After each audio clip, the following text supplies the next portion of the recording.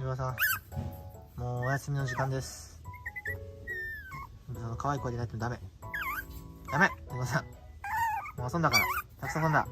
遊んだから。もう今日何時間遊んだゆばさんだって。寝れるゆばさん。か